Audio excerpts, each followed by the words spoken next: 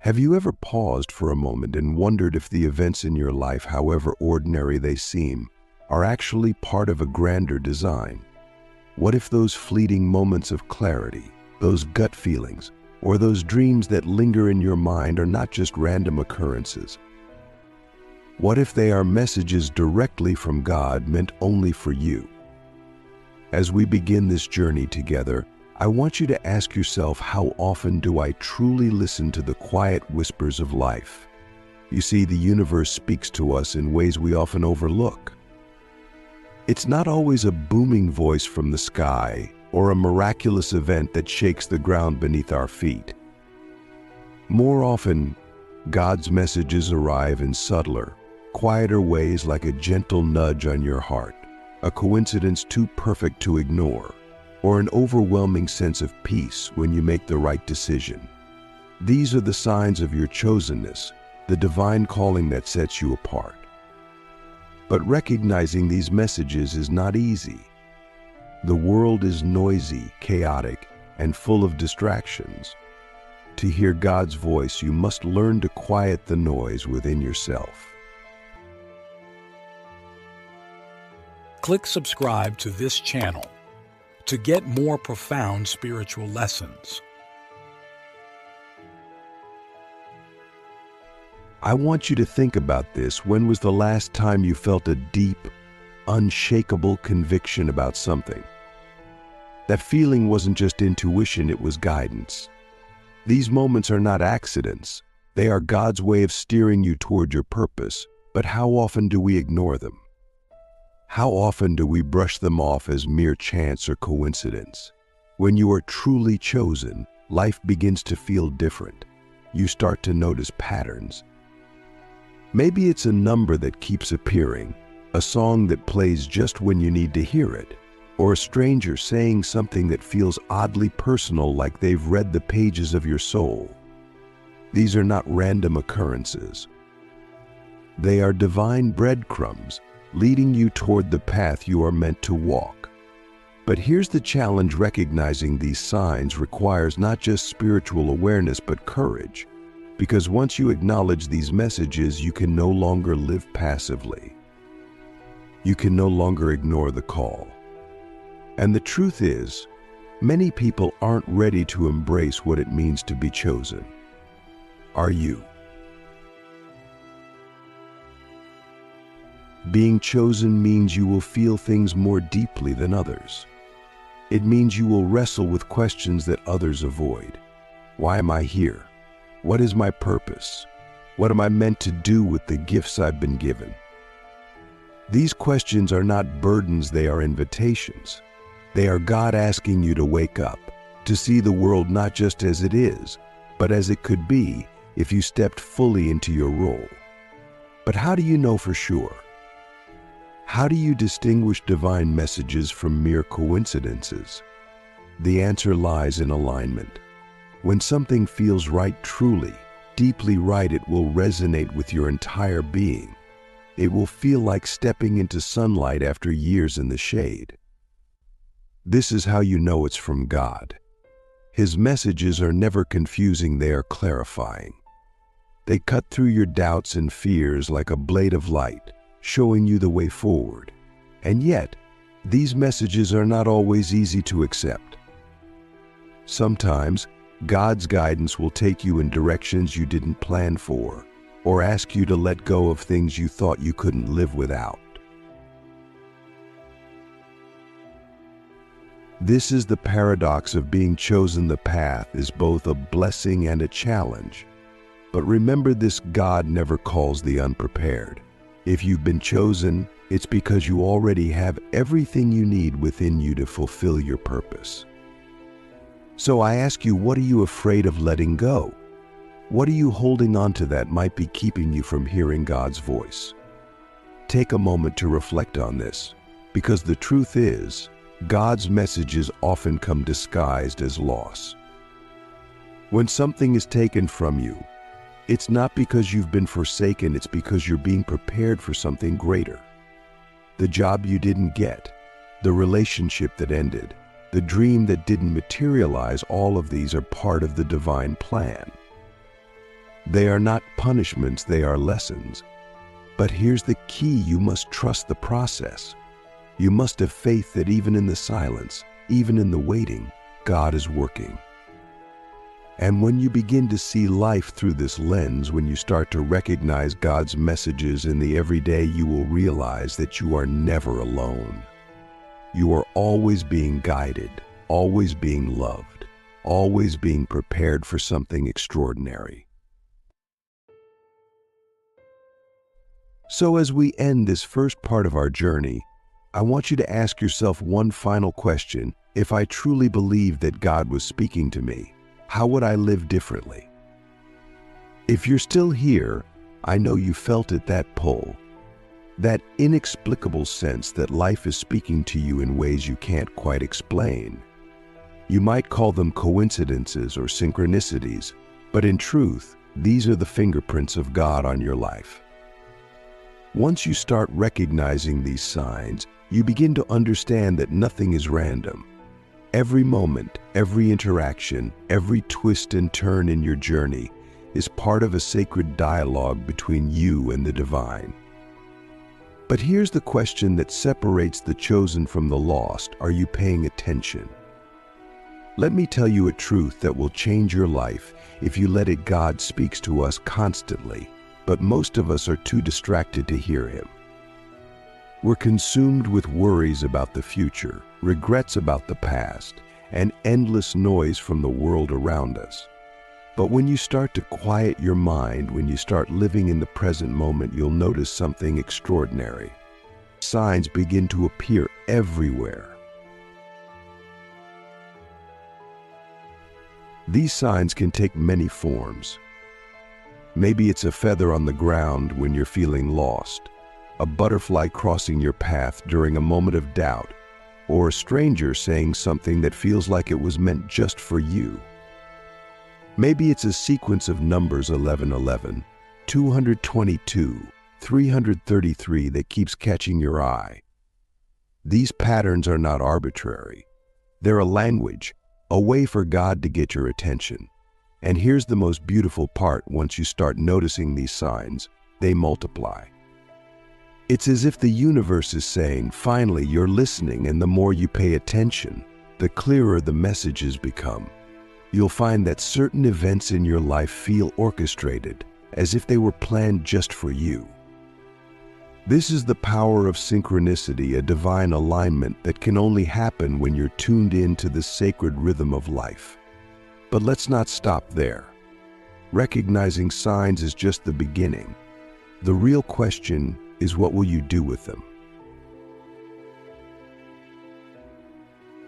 Too often, we see these signs and dismiss them. We tell ourselves it's just our imagination, or we're too afraid to act on them. But being chosen means having the courage to respond.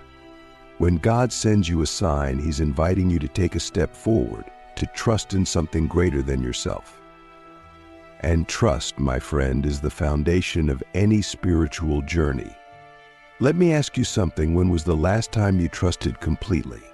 Not just in God, but in yourself, in your instincts, in the idea that life is unfolding exactly as it should. Trust is hard, especially when the path ahead is unclear.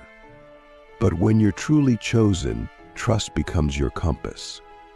It's what allows you to move forward, even when you're afraid, even when the world tells you to stop. And yes, there will be fear.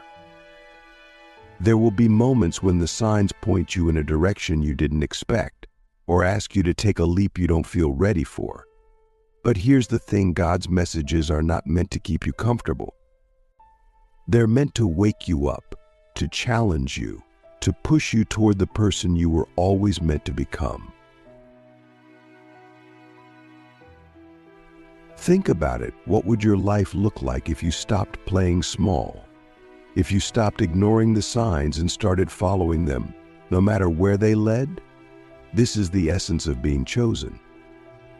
It's not about being perfect or having all the answers.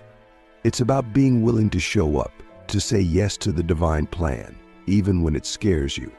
And as you do, something incredible happens. The more you trust, the more the universe aligns to support you. Doors that seemed closed forever suddenly swing open. Opportunities appear out of nowhere. People come into your life at exactly the right time. But alignment is not just about external events. It's about internal transformation. When you start living in tune with God's messages, something shifts inside you. You begin to see yourself differently. You start to recognize the divine spark within you, that part of you that is infinite, unbreakable, and deeply connected to the source of all creation. And this, my friend, is the greatest sign of all, when you realize that God is not just out there, somewhere in the heavens, but also within you. Every sign, every synchronicity, every message is a reminder of this truth. You are not separate from God.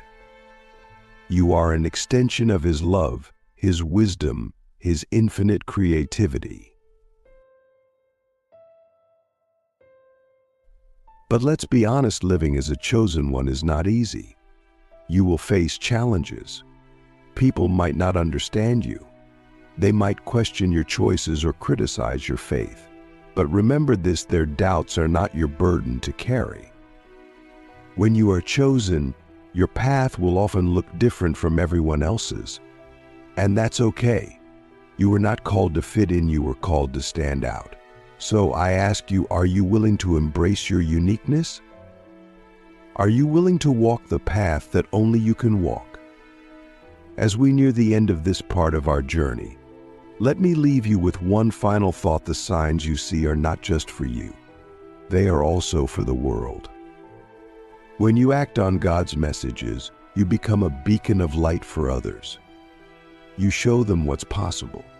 You inspire them to listen to their own inner voice, to trust in their own divine path. In this way, your journey becomes a gift not just to yourself, but to everyone you meet. So, as we move forward, I want you to think about this: what would happen if you stopped doubting and started believing? What could you create?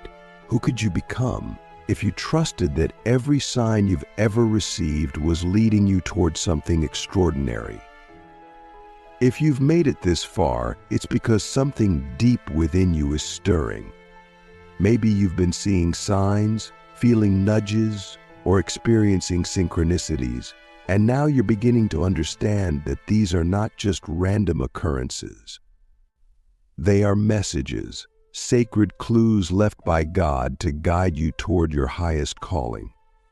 But recognizing these signs is only the first step. The real journey begins when you decide to live as the chosen one you are. Let me ask you something: what does it mean to live as the light in a world that often feels so dark? To live as the light means to embrace your truth, even when it's uncomfortable. It means to walk a path that others might not understand, to carry a purpose so profound that it shakes you to your core. This is the life of the chosen one, not an easy life, but a deeply meaningful one. And as you live in alignment with God's messages, you will begin to notice both the challenges and the profound rewards of this path. One of the first challenges you'll face is resistance, both from within yourself and from the world around you. Let's talk about the internal resistance first. When you're chosen, there's a part of you that knows it, that feels the weight of your calling. But there's also a part of you that doubts, that fears, that wants to shrink back into the comfort of the ordinary. This is the voice that says, "Who am I to be chosen? Who am I to carry this responsibility?" But let me tell you something: you are not chosen because you are perfect. You are chosen because you are willing. God doesn't call the flawless, He calls the faithful. Your doubts, your fears, your imperfections, they don't disqualify you. In fact, they are part of what makes you perfect for this journey. Because when you overcome them, you inspire others to do the same. The second form of resistance will come from the outside world. There will be people who doubt you, who criticize you, who try to pull you back into the safety of mediocrity. This is because your light will challenge their darkness. Your courage will highlight their fear. Your conviction will make them question their own choices. And not everyone is ready for that. But here's what you must remember: your path is not for them. It's for you. And while some will resist your light, others will be drawn to it. They will see you as a beacon, a guide, a source of hope in a world that often feels lost. These are the ones you are here to serve, the ones who will recognize your chosenness and be inspired by your example. And yet, being a chosen one is not just about inspiring others, it's also about transforming yourself. When you live in alignment with God's messages, you begin to shed the layers of fear, doubt, and limitation that have held you back. You start to see yourself not as the world sees you, but as God sees you, as a soul of infinite worth, with infinite potential. But this transformation doesn't happen overnight. It requires patience, faith, and a willingness to surrender. Surrender is one of the most difficult lessons for the chosen. It means letting go of control, trusting that even when things don't make sense, they are unfolding exactly as they should. It means understanding that God's plan for you is far greater than any plan you could create for yourself. Let me ask you, when was the last time you truly surrendered? When was the last time you stopped fighting, stopped resisting, and simply allowed life to flow through you? Surrender doesn't mean giving up. It means giving in to the divine wisdom that has been guiding you all along. And when you do, something miraculous happens. The weight you've been carrying begins to lift. The obstacles you've been facing begin to clear. And you start to move through life with a sense of ease and grace that can only come from walking in alignment with your purpose. But let's not romanticize this path. Being chosen also means confronting your shadows. It means facing the parts of yourself you'd rather ignore: the doubts, the fears, the wounds that have shaped you. This is not a punishment, it's a purification. God wants you to be whole, to be free of anything that would hold you back from fulfilling your destiny. And so, you will be tested. You will be asked to let go of the things that no longer serve you, to forgive the people who have hurt you, and to heal the wounds you've been carrying for far too long.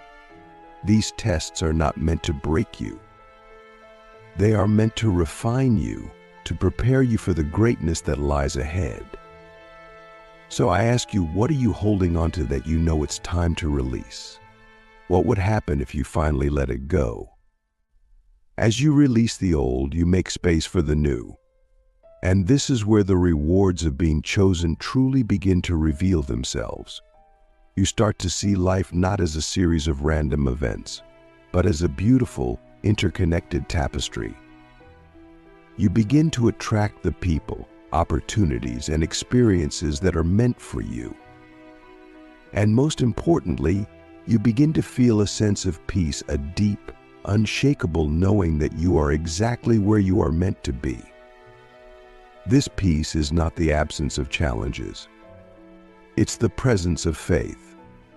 It's the understanding that even in the midst of chaos, you are held, guided, and loved by something far greater than yourself. And as you continue on this path, you will discover the greatest reward of all: the realization that you are not just a receiver of God's messages, but a messenger yourself. Your life, your choices, your presence, they become a testament to the divine.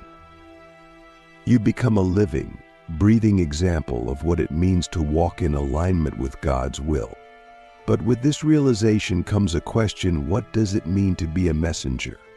It means living with intention. It means understanding that every action you take, every word you speak, Every thought you think has the power to impact the world around you. It means using your gifts not just for your own benefit, but for the benefit of others. And so, as we come to the end of this journey, I want to leave you with one final thought. Being chosen is not about being special. It's about being of service. It's about using the signs, the messages, and the gifts you've been given to make the world a brighter, more loving place. So I ask you, what message is your life sending to the world? And how can you live in a way that inspires others to recognize their own chosenness? The path of the chosen one is not easy, but it is worth it. It is a path of transformation, of purpose, and of profound connection with the divine. And as you walk it, remember this: you are never alone. God is with you, guiding you, speaking to you, and walking beside you every step of the way.